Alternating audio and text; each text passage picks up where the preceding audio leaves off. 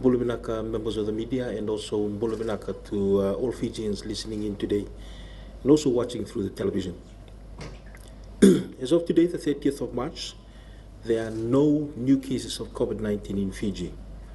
346 tests have been conducted and all have been negative except the 5 that have tested positive.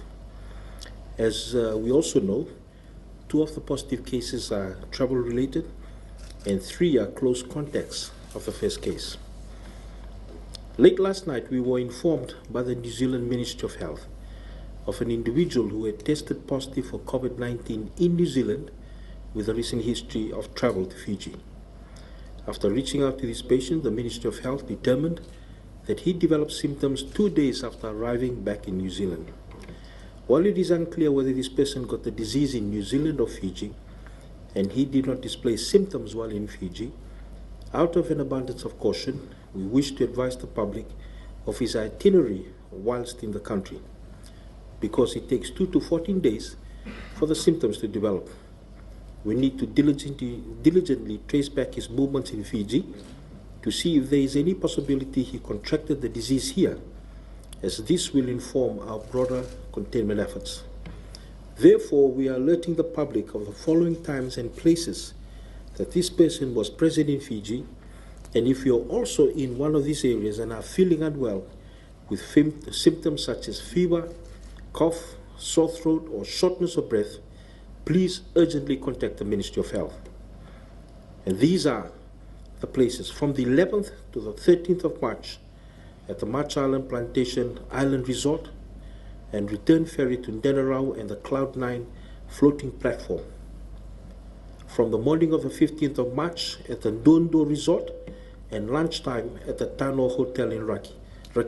I'd like to repeat those places again. From the 11th to the 13th of March at the Plantation Island Resort and also the return ferry to Ndenarau and the Cloud9 floating platform.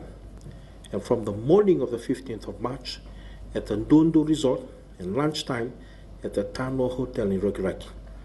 Again, if you have experienced fever, cough, sore throat, or shortness of breath and were present in these locations on those dates, pick up the phone and call our toll-free number 158 immediately. Can I repeat that? 158 immediately. We've also made contact with relatives the individual stayed with in Nandi during his time in Fiji, who have told us that they have been in self-quarantine since the individual left Fiji on Thursday, March the 19th. All are well with no symptoms.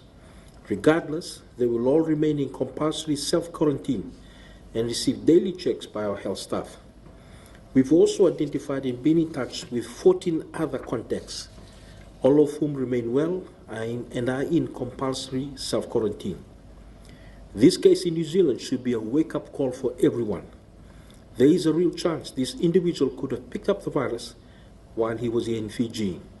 So even though we have not recorded a new case in Fiji for the last 5 days, we must act as if anyone, anywhere could be a carrier of the coronavirus. And as the Honorable Prime Minister said, act as if you or someone you love are already Fiji's next case of COVID-19. Please treat this crisis seriously. If you are at the market, at your workplace, or in a government office, treat this crisis seriously. Particularly if you're queuing up outside business, please maintain a safe distance of 2 meters between yourself and others. And don't just settle for adhering to the rules as an individual.